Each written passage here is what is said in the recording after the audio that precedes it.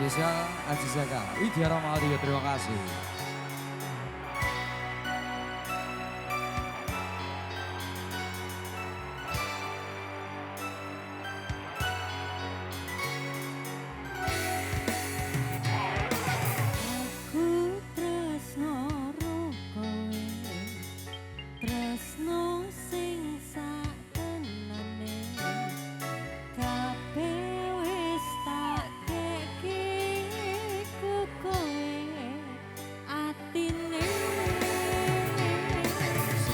Yen aku wis duwe bojo sing satenane, nanging aku tresnane omong ro kowe.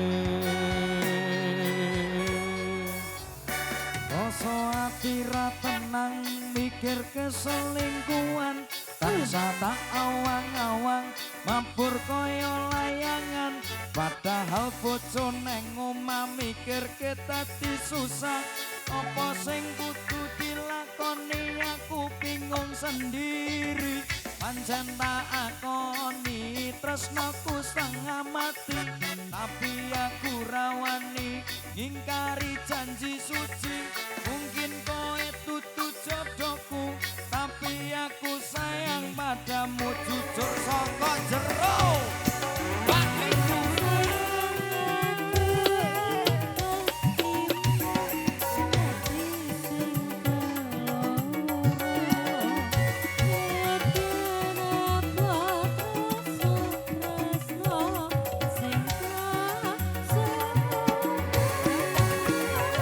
Sabar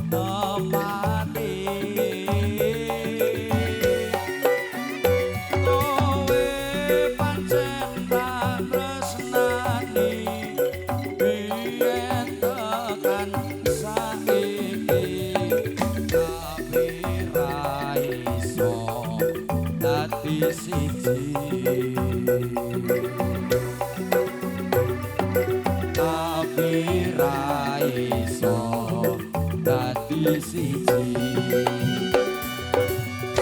Wow, Gesas Mara, raiso dadi siji sudah. Gesi, kanca-kancamu nembe ngedalaken toya. Oh, Ucap kacari.